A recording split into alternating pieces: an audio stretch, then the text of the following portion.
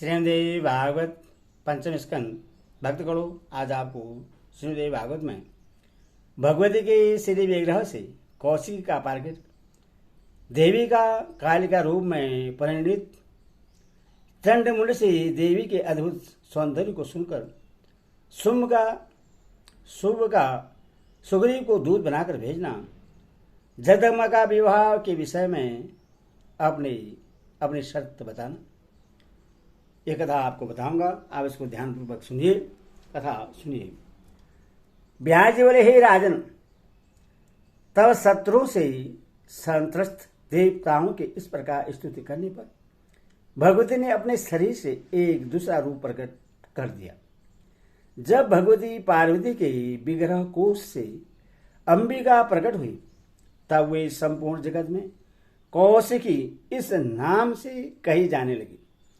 पार्वती के शरीर से उन भगवती कौशिकी के निकल जाने से शरीर क्षीण हो जाने के कारण वे पार्वती कृष्ण वर्ण की हो गई अथवा वे कालिका नाम से विख्यात हुई। वे कालिका स्याही के समान काले वर्ण की थी तथा भयंकर प्रतीत होती थी। दैत्यों के लिए भयवर्धिनी तथा भक्तों के लिए समस्त मनोरथ पूर्ण करने वाली वे भगवती काल रात्रि इस नाम से पुकारी जाने लगी। समस्त आभूषणों से मंडित और लावण्य गुण से संपन्न वह भगवती का दूसरा रूप कौशिकी अत्यंत मनोहर प्रतीत हो रहा था। तदंतर अंबिका ने मुस्कुराकर देवताओं से यह कहा, आप लोग निर्भय रहें, मैं आपके शत्रु का वध अभी कर डालूंगी। आप लोगों का कार्य मुझे सम्यक प्रकार से संपन्न करना है। मैं समरांगण में विचरण करूंगी और आप लोगों के कल्याण के लिए निशुभ आदि दानों का सहार करूंगी। तब ऐसा कहकर गर्वमत वे भगवती कौशिकी सिंह पर सवार हो गई और देवी कालिका को साथ में लेकर शत्रु के नगर की ओर चल पड़ी। कालिका से देवी अंबिका वहां पहुंचकर नगर के उपवन में रुक गई। तब उन्होंने जगत को मोह में डालने वाले को भी मोहित करने वाला गीत गाना आरंभ कर दिया। उस मधुर गान को सुनकर पशु पक्षी भी मोहित हो गई और आकाश मंडल में स्थित देवता गण अत्यंत आनंदित हो उठे। उसी समय शुंभ ने चंड तथा मुंड नामक दो सेवक, जो भयंकर दानव थे, स्वेच्छापूर्वक घूमते हुए वहां आ गए। उन्होंने देखा कि दिव्य स्वरूप वाली भगवती अंबिका गायन में लीन है और कालिका उनके सम्मुख विराजमान है। हे नृपश्रेष्ठ, उन दिव्य रूप वाली भगवती को देखकर दोनों दानव विस्मय में पड़ गए। वे तुरंत शुंभ के पास जा पहुंचे। अपने महल में बैठे ही उस दानवराज शुंभ के पास जाकर उन दोनों ने सिर झुकाकर राजा को प्रणाम करके मधुर वाणी में कहा, हे राजन, कामदेव को भी मोहित कर देने वाली एक सुंदरी हिमालय से यहाँ आई हुई है। वह सिंह पर सवार है तथा सभी शुभ लक्षणों से संपन्न है। उसी उत्तम स्त्री, ऐसी उत्तम स्त्री न स्वर्ग में है और न गंधर्व लोक में। संपूर्ण पृथ्वी पर ऐसी सुंदरी न तो कहीं देखी गई और न सुनी ही गई। हे राजन, वह ऐसी गाती है कि उसके गाने पर सभी मुग्ध हो जाते हैं। उसके मधुर स्वर से मोहित होकर मृग भी उसके पास बैठे रह जाते हैं। हे नृपश्रेष्ठ, अब आप यह पता लगाइए कि यह किसकी पुत्री है और किस लिए यहाँ आई हुई है। उसके बाद उससे अपने यहाँ रख लीजिए, क्योंकि वह सुंदरी आपके योग्य है।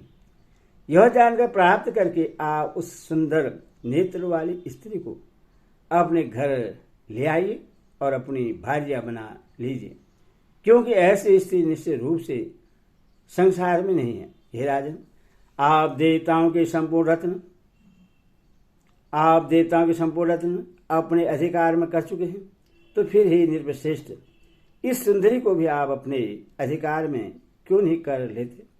हे राजन, आपने बलपूर्वक इंद्र का ऐश्वर्य युक्त ऐरावत हाथी, पाराजात वृक्ष और सप्त मुख वाला उस घोड़ा छीन लिया। हे निर्भ, आपने ब्रह्मा जी के हंस ध्वज संपन्न दिव्य और रत्नमय अद्भुत विमान को बलपूर्वक अपने अधिकार में कर लिया। हे राजन, आपने बलपूर्वक कुबेर की पद नामक निधि को छीन लिया है और वर्ण के सफेद छत्र को अपने अधिकार में कर लिया है। हे निर्वश्रेष्ठ, आपके भाई निशुंभ ने भी वर्ण को पराजित करके उसके पास को हठपूर्वक छीन लिया है। हे महाराज, आपके भय से समुद्र ने कभी भी न मुरझाने वाली कमल पुष्प की माला और विविध प्रकार के रत्न आपको प्रदान किए हैं। आपने मृत्यु को जीतकर उसकी शक्ति को तथा यमराज को जीतकर उसके अति भीषण दंड को अपने पूर्ण अधिकार में कर लिया है। हे राजन, आपके पराक्रम का और क्या वर्णन किया जाए। समुद्र ने पारदभूत कामधेनु आपने छीन ली, जो इस समय आपके पास विद्यमान है। हे राजन, मैंने का आदि अप्सराएं भी आपके अधीन पड़ी हुई है। इस प्रकार जब आपने सभी रत्न बलपूर्वक छीन लिए हैं, तब नारियों में रत्न स्वरूपा इस सुंदरी को भी अपने अधिकार में क्यों नहीं कर लेते। हे भूवते, आपके ग्रह में विद्यमान समस्त विपुल रत्न इस सुंदरी से सुशोभित होकर यथार्थ रूप से रत्न स्वरूप हो जाएंगे।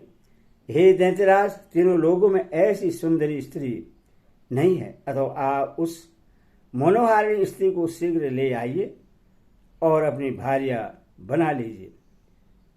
व्यास जी बोले, चंड मुंड ने मधुबन अक्षरों से युक्त था मधुर वचन सुनकर प्रश्न मुख मंडल वाला शुंभ अपने समीप में बैठे हुए सुग्रीव से कहने लगा, हे बुद्धि संपन्न सुग्रीव, तुम दूत बनकर जाओ और मेरा यह कार्य संपन्न करो। वहां तुम ऐसी बातचीत करना जिससे वह कृष्णोदरी यहां आ जाए।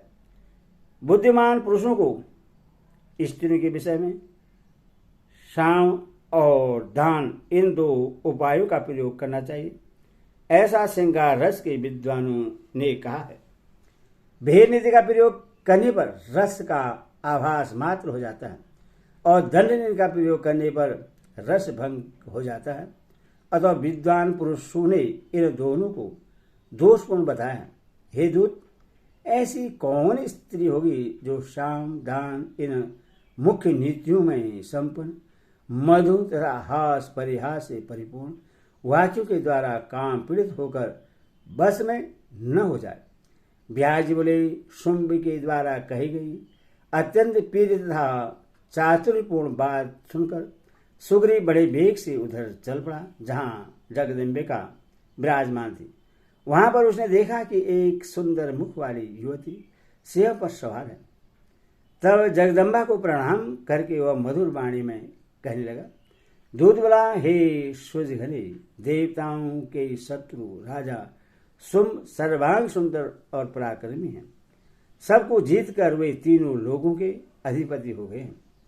आपके सौंदर्य के विषय में सुनकर आप पर आसक्त मन वाले उन्हीं महाराज शंभु ने व्याकुल होकर मुझे आपके पास भेजा है।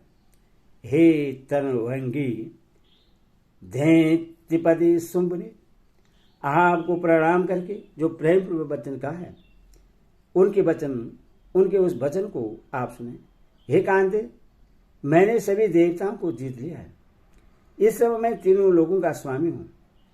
मैं यहाँ रहते हुए सदा यज्ञ भाग प्राप्त करता हूं। मैंने स्वर्गलोक की सभी सारी वस्तुएं छीन ली है और उससे रत्न विहीन कर दिया है। देवताओं के पास जो भी रत्न थे उन सबको मैंने हर लिया है। हे भामिनी, तीनों लोगों में सभी रत्नों का भोग करने वाला एकमात्र मैं हूँ।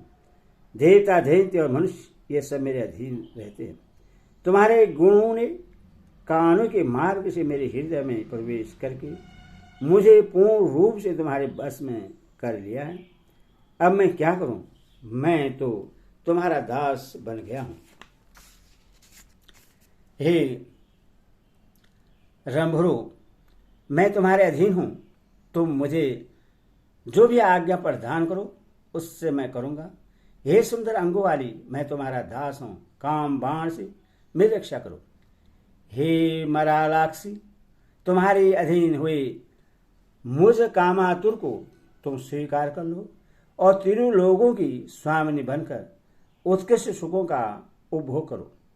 हे कांते, मैं मरण पर्यंत तुम्हारी आज्ञा का पालन करूंगा। हे वरारोहे, मैं देवता, असुर तथा मनुष्यों से अवध्य हूं। हे सुमुखी, मुझे पति बनाकर तुम सदा सौभाग्यवती रहोगी। हे सुंदरी, जहां तुम्हारा मन लगे वहां विहार करना।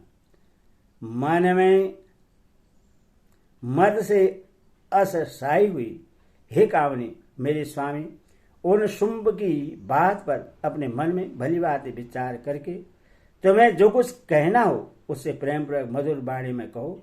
हे चंचल कटाक्ष वाली, मैं वह संदेश तुरंत शुंभ से निवेदन करूंगा। ब्याज बोले, दूध का यह वचन सुनकर देवताओं का कार्य सिद्ध करने वाली भगवती अत्यंत मधुर मुस्कान करके मीठे वाणी में उससे कहने लगी। देवी बोली, मैं महाबली राजा शुंभ तथा निशुंभ दोनों को जानती हूँ। उन्होंने सभी देवताओं को जीत लिया है और अपने शत्रु का संहार कर डाला है। वे सभी गुणों की राशि हैं और सब संपदाओं का भोग करने वाले हैं। वे दानी, महापराक्रमी, सुंदर, कामदेव सदृश रूप वाले, 32 लक्षणों संपन्न और देवताओं तथा मनुष्य से अवध्य है। यह जानकर मैं उस महान असुर को देखने की इच्छा से यहाँ आई हूं। जैसे रत्न अपनी शोभा को और अधिक बढ़ाने के लिए सुवर्ण के पास आता है, वैसे मैं अपने पति को देखने के लिए दूर से यहाँ आई हूं। सभी देवताओं, पृथ्वीलोक में मान प्रदान करने वाले सभी मनुष्यों, गंधर्वों, राक्षसों और देखने में सुंदर लगने वाले जो भी अन्य लोग हैं, उन सबको मैंने देख लिया है। सबके सब शुंभ के आतंक से डरे हुए हैं, भय के मारे कांपते रहते हैं और सदा व्याकुल रहते हैं। शुंभ के गुण सुनकर उन्हें देखने की इच्छा से मैं इस समय यहाँ आई हूँ। हे महाभाग्यशाली दूत, तुम जाओ और महाबली शुंभ से एकांत स्थान में मधुर वाणी में मेरे शब्दों में यह बात कहो। हे राजन, आपको बलवानों में सबसे बली, सुंदरों में अति सुंदर, दानी, गुणी, पराक्रमी, सभी विद्याओं में पारंगत, सभी विद्वान देवताओं को जीत लेने वाला, कुशल, प्रतापी, श्रेष्ठ कुल वाला, समस्त रत्नों का भोग करने वाला, स्वतंत्र तथा अपनी शक्ति से स्मृतशाली बना हुआ जानकर मैं आपको पति बनाने की इच्छुक हूँ। हे राधे, मैं निश्चित रूप से आपके योग्य हूँ।